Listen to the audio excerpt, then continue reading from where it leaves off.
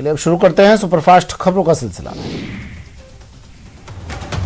दुनिया भर में कोरोना संक्रमण के बीच वैक्सीन पासपोर्ट की भी चर्चा है। कई देश इसके समर्थन में हैं, लेकिन भारत ने इसका विरोध किया है। G7 देशों के स्वास्थ्य मंत्रियों के साथ बैठक में डॉक्टर हर्षवर्धन ने इसे भेदभावपूर्ण वाली पहल बताया है। दिल्ली के मुख्यमंत्री अरविंद केजरीवाल ने लॉकडाउन को 14 जून सुबह 5 बजे तक बढ़ाने की घोषणा की है, लेकिन साथ ही लॉकडाउन की पाबंदियों में कई सारी रियायतों की भी घोषणा की है। इस दौरान मॉल्स और बाजारों में ऑड इवन के तहत दुकानें खुलेंगी और 50% कैपेसिटी के साथ मेट्रो चलेगी।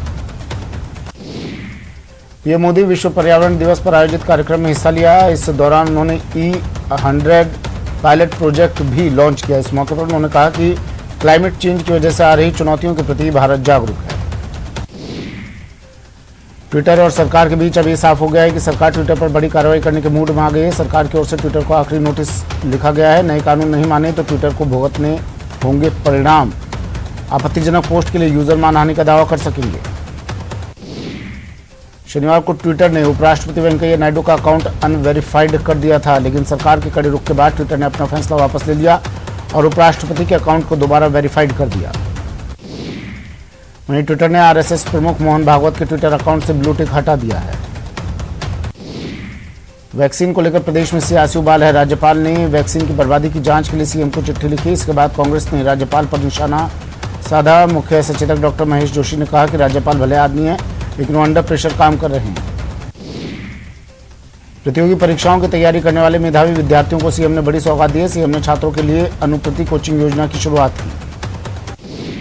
अनुप्रति कोचिंग योजना के तहत स्टूडेंट प्रोफेशनल कोर्सेज के साथ ही प्रतियोगी परीक्षाओं की तैयारी कर पाएंगे। वहीं वित्त विभाग ने योजना के लिए दिशा निर्देश जारी कर दिए हैं। ब्लैक फंगस के इलाज में काम आने वाले इंजेक्शन जयपुर पहुंचे हैं। इन इंजेक्शनों को विशेष विमान से मुंबई से जयपुर लाया गया। बाड़मेर में भारत पाक सीमा से सटे चौहटन उपखंड में संदिग्ध गुब्बारा मिलने से हड़कंप मच गया। धनाऊ इलाके के पावड़ा तला में एरोप्लेन की शेप का यह संदिग्ध गुब्बारा खेत में पड़ा मिला। मुंबई में महंगाई के खिलाफ प्रदर्शन कर रहे यूथ कांग्रेस कार्यकर्ताओं की पुलिस से झड़प हो गई, जिसके बाद पुलिस ने लाठीचार्ज किया।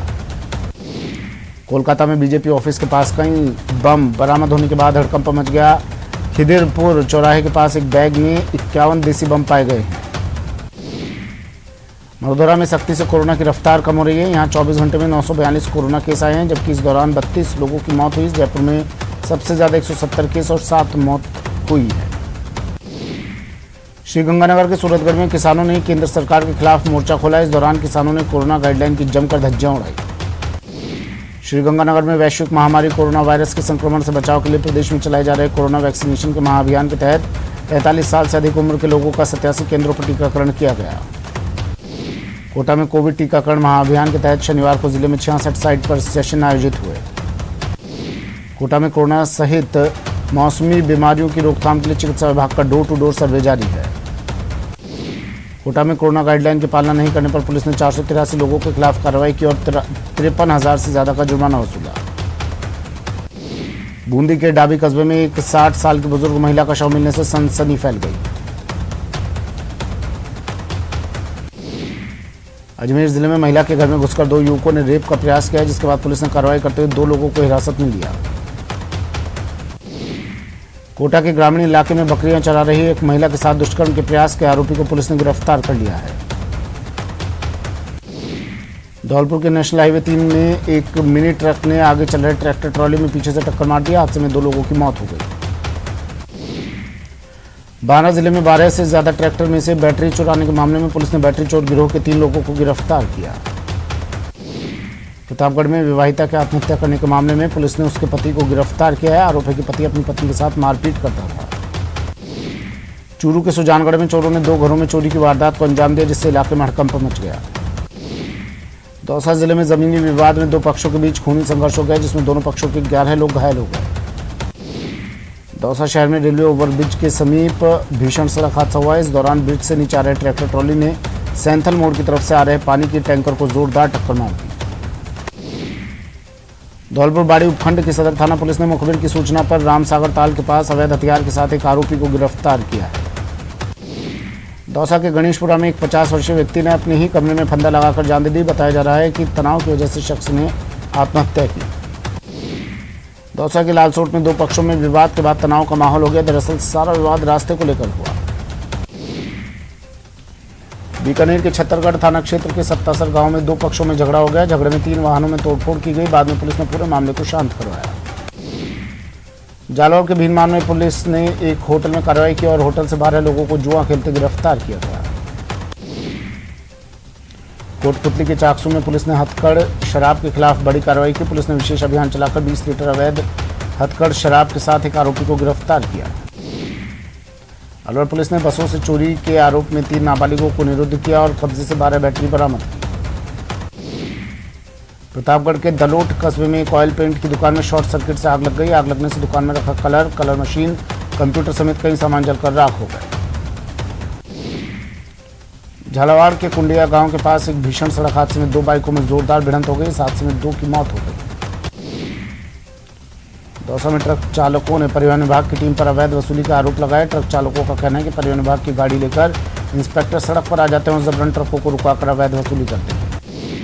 चित्तौड़गढ़ के बेगू थाना पुलिस ने सटोरियों के खिलाफ बड़ी कार्रवाई की। पुलिस ने करीब 9.5 लाख रुपए की नकदी पकड़ी। साथ ही 16 सटोरियों को गिरफ्तार कर 18 मोबाइल, 8 कार के अलावा सट्टा उपकरण भी जब्त किए।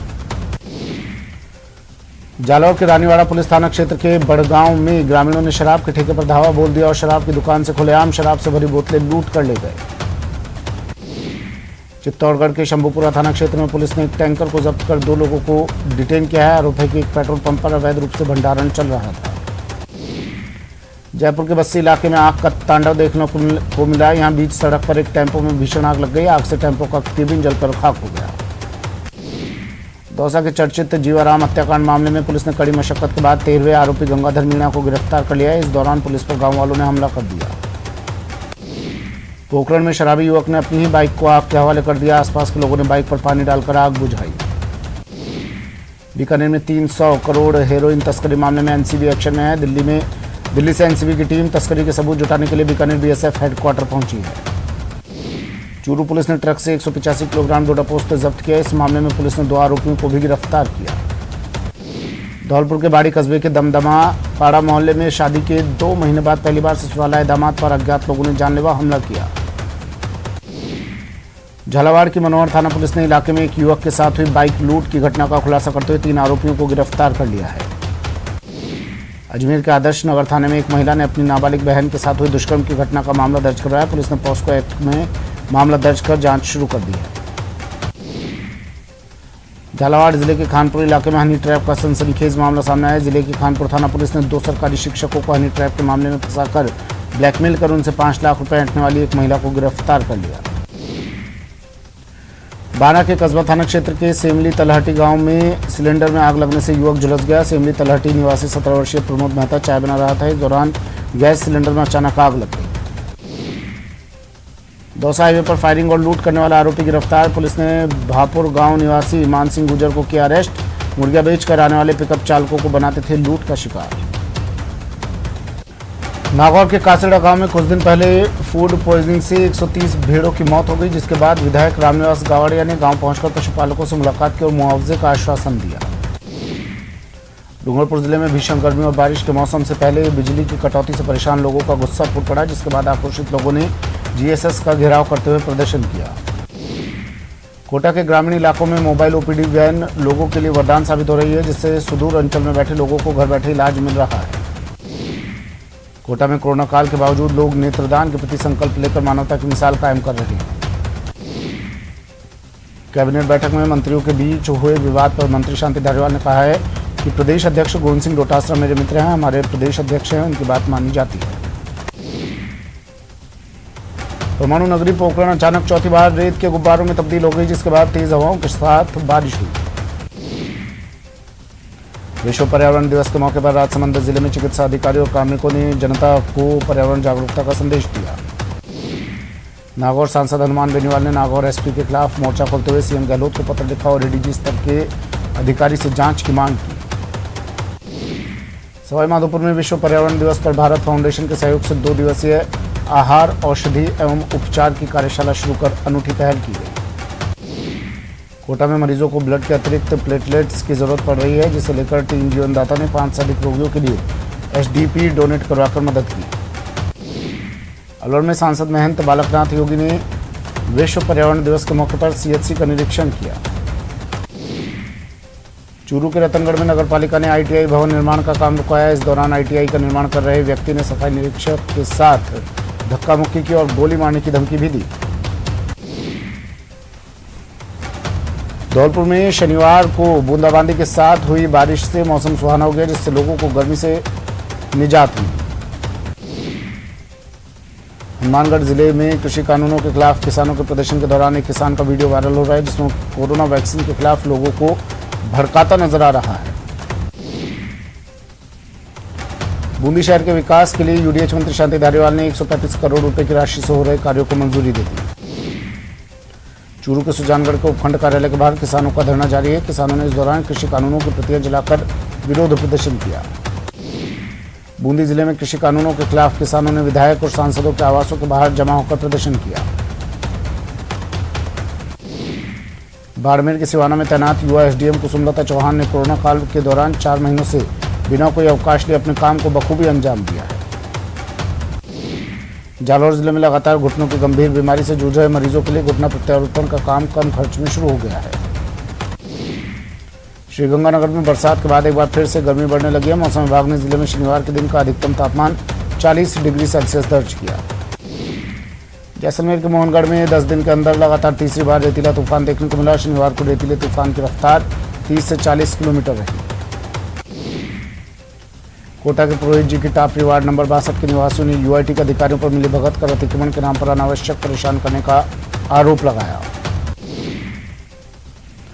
कोरोना काल में गांधी मानव कल्याण सोसाइटी ने आदिवासी अंचल के लोगों की मदद के लिए कदम बढ़ाया है। इसी कड़ी में उदयपुर जिला कलेक्टर की ओर से हरी झंडी दिखाकर 5 मिनी ट्रक जिला कलेक्ट्रेट से रवाना किए गए। कोटपुतली के चौमू में दिवंगत लोगों की अस्थियां गंगा जी में विसर्जन का इंतजार अब खत्म हो गया है। अस्थि कलश योजना के तहत 25 परिवारों के 45 लोगों को उनके दिवंगत परिजनों की अस्थियां विसर्जित करने के लिए हरिद्वार रवाना किया गया है। सवाई माधोपुर जिले के गंगापुर सिटी में एक अजब मामला पेश आया। प्रशासन ने एक प्याऊ को हटा दिया। बाजार में पानी का इंतजाम नहीं था, लिहाजा समाजसेवियों ने बाजार में प्याऊ का इंतजाम किया। कोरोना काल में अहम भूमिका निभाने वाले सफाई कर्मियों को सम्मानित किया गया। सवाई माधोपुर जिला मुख्यालय पर इन्हें कोरोना योद्धा के रूप में किया गया। इस दौरान आरएसएस की तरफ से महिलाओं को साड़ी और पुरुषों को गमछा भेंट किया गया। पोखरण के नोख में तूफानी बारिश के साथ गिरे ओले ने चने के किसानों को भारी नुकसान पहुंचाया। बारिश के दौरान 80 किलोमीटर प्रति घंटे की रफ्तार से हवा चल रही थी, जिसमें कई घरों के छप्पर और पेड़ गिर गए। अलवर में सिंहद्वार टेंट किराया व्यवसाय समिति की ओर से स्थानीय विधायक संजय शर्मा को ज्ञापन सौंपा गया। समिति ने विधायक से अपील की और कहा कि लॉकडाउन के दौरान हलवाई और मैरिज होम टेंट वाले भुखमरी के कगार पर पहुंच चुके हैं। राजस्थान प्राथमिक और माध्यमिक शिक्षक संघ ने कोरोना काल में ड्यूटी के दौरान शहीद हुए कार्मिकों की याद में 1 लाख पेड़ लगाने का संकल्प लिया है। अलवर में खंडेलवाल समाज के भामाशाह और आरसी गुप्ता और उनकी धर्मपत्नी करुणा गुप्ता जयपुर की ओर से कोरोना मरीजों के लिए प्रथम चरण में 10 और सेकंड फेज में 6 ऑक्सीजन मशीन मुहैया करवाई है। राजसमंद जिले के विश्व प्रसिद्ध कुंभलगढ़ क्षेत्र की बर्रा आश्रम पहाड़ी पर विश्व पर्यावरण में मौसम में आए बदलाव के बाद आसमान में काले बादल छा गए और तेज बारिश का दौर शुरू हो गया। बारिश आने के साथ ही शहर और ग्रामीण क्षेत्रों में ओले गिरे।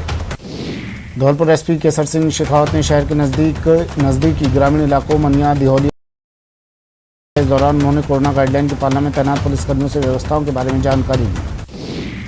सवाई माधोपुर के आलनपुर स्थित योग परमहंस आश्रम पर विश्व पर्यावरण दिवस के अवसर पर पौधरोपण कार्यक्रम आयोजित किया गया। योग सेवा दल समिति के सदस्यों ने पौधरोपण कार्यक्रम के दौरान 1 दर्जन से अधिक पौधे लगाए गए। अलवर जिले के रामगढ़ में विश्व पर्यावरण दिवस पर यूथ एवं इको क्लब संस्कृत विद्यालय नौगांवा के शिक्षकों ने कोरोना से मुक्ति और पर्यावरण शुद्धि के लिए हवन करते हुए गांव में हवन किया और शुद्धि यात्रा निकाली। फिलहाल इतना ही, दीजिए इजाजत, नमस्कार।